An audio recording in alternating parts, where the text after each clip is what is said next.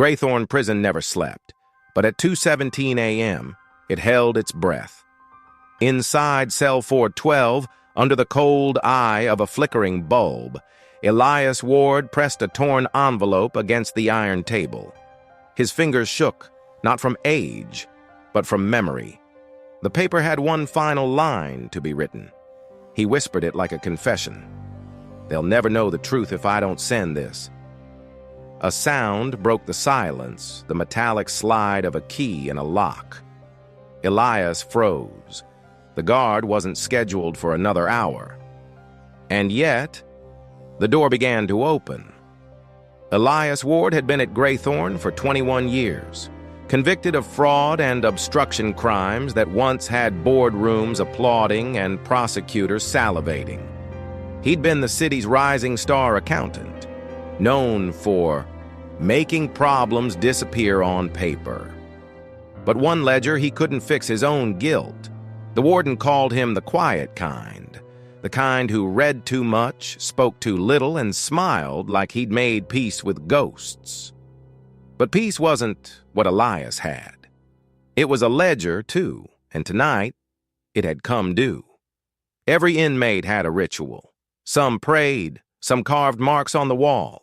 Elias wrote letters he never mailed, letters to a woman named Ava Rourke, the one person who had believed him innocent until the day she vanished.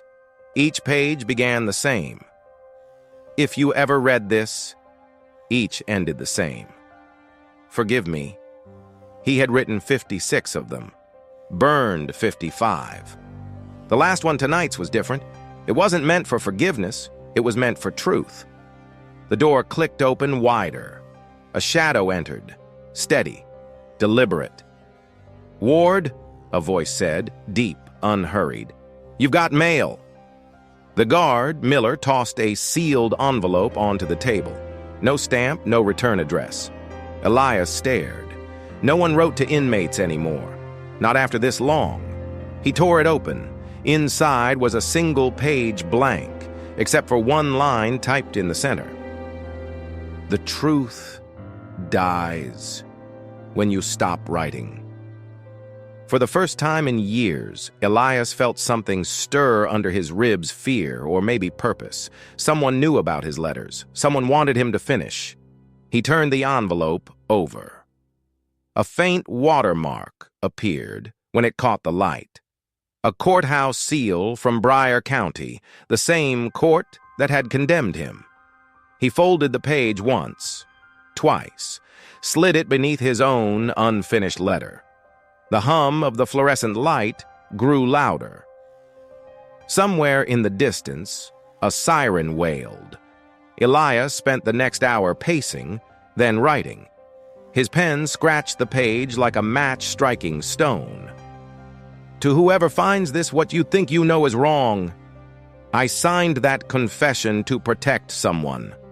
I lied to save a name I never should have spoken."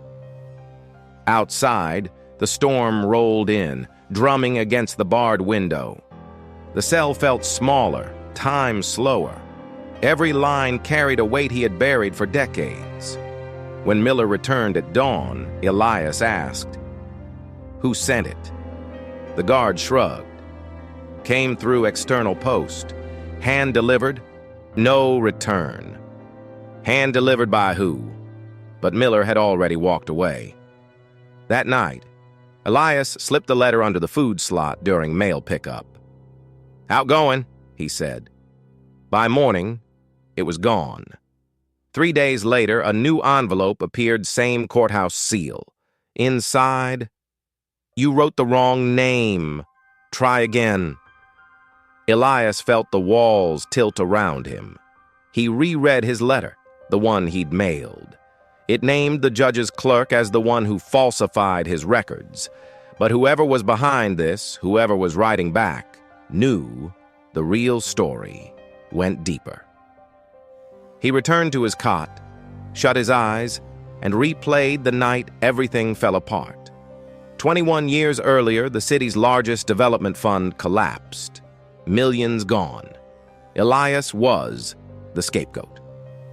But there had been one other signature on that file, Ava Rourke. his assistant, his confidant, his undoing. She had disappeared 2 days before his arrest. Her name had never surfaced again. Now, someone wanted him to write the truth, her truth. He began again. It wasn't the clerk, it wasn't the warden. It was her. Ava Rourke forged my name, sold the numbers, and left the city the same night, but I signed the confession. I couldn't let her hang for it. Not her. He sealed the letter, heart thudding. When he turned, the guard stood at the door. Not Miller this time, a new face, expression unreadable. "Mail run?" Elias asked. The man nodded once. "Leave it on the tray." By the time dawn arrived, the letter was gone again. So was the new guard. 2 days later, another envelope. "Now tell them why you still protect her." The handwriting different this time. A woman's, Ava's. The realization cracked him open. She was alive. She knew he was still in Graythorn, and she was the one sending the letters. But why now? After 2 decades of silence, he tried to sleep, couldn't. The storm outside hadn't stopped for 3 nights. The world beyond the bars felt close enough to touch, yet impossibly far. He began writing one last time, hands trembling. "Ava, if this is you, if you're reading this, you owe me nothing. I stayed silent because I loved you, because I thought the lie would keep you safe. But the truth doesn't die when we stop writing, it dies when we stop meaning it." He folded the page carefully, slipped it into the envelope.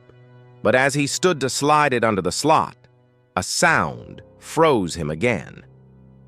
Footsteps, soft, deliberate, a voice through the bars. "You shouldn't have written that, Elias."